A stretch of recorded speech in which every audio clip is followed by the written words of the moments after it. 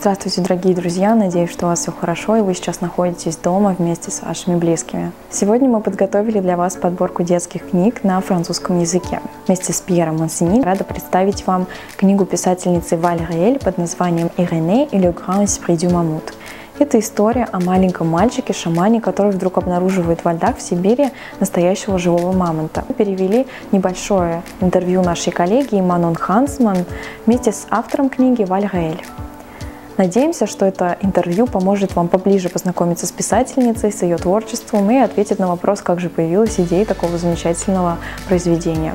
Кстати, оба его тома вы найдете в электронной французской библиотеке Культуртек. Я желаю вам приятного просмотра, отличного вечера. Оставайтесь дома и берегите себя.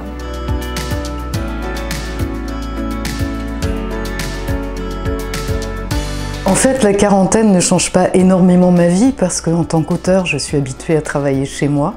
Donc là, finalement, je travaille encore plus que d'habitude. Et au lieu d'aller au club de sport, je fais de la gym et du yoga ici, sur le tapis de mon salon. C'est tout. En 1997, j'ai travaillé pendant quelques mois dans une société de production de documentaires qui était en train de tourner un documentaire sur l'extraction d'un mammouth en Sibérie.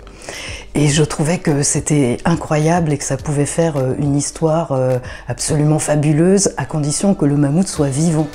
Donc j'ai écrit une histoire qui était destinée au cinéma, mais à l'époque c'était un peu compliqué encore de faire un tel film.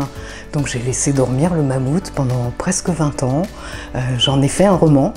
Et là, avec mon co-auteur Sébastien Drouin, on vient d'écrire l'adaptation scénario et on relance les producteurs de cinéma. Irénée, c'est un enfant qui vient d'une culture très éloignée de la nôtre et qui a un regard et un questionnement sur notre civilisation occidentale.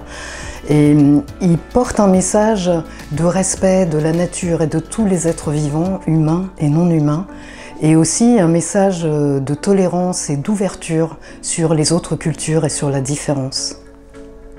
Je me sens bien partout où il y a des gens calmes, paisibles et en même temps joyeux, des gens qui me font rire. Et aussi partout où il y a des animaux, des chiens, des chevaux, enfin des choses très simples en fait. Je n'ai pas de voiture, je prends le métro à Paris. J'essaye de prendre l'avion le moins souvent possible, même si j'adore voyager, mais chaque fois que je peux, je prends le train. J'évite au maximum tous les emballages plastiques. Je ne change pas de téléphone et d'ordinateur tous les ans, je les garde pendant des années jusqu'à ce que vraiment ils ne fonctionnent plus. Et surtout, je suis végétarienne depuis à peu près 30 ans. Alors quand j'ai commencé, c'est juste parce que c'était impossible pour moi de manger des animaux, j'avais l'impression de manger des copains. Et aujourd'hui, en plus de ces raisons-là, c'est effectivement un geste écologique fort, parce que l'élevage industriel, en plus d'être quelque chose d'absolument abominable pour les animaux, c'est une des premières causes de déforestation et d'émissions de gaz à effet de serre qui accélèrent le changement climatique.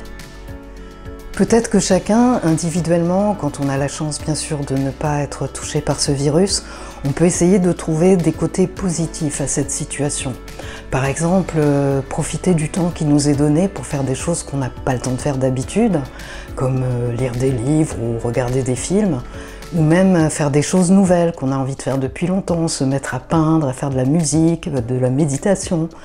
Enfin, aller vers des choses qui nous font plaisir et qui nous font du bien. Peut-être justement que c'est l'occasion aussi de réfléchir à ce qu'on aimerait changer dans nos vies pour aller vers plus d'épanouissement. Peut-être que ce virus, c'est l'occasion de transformer des choses dans le bon sens, justement.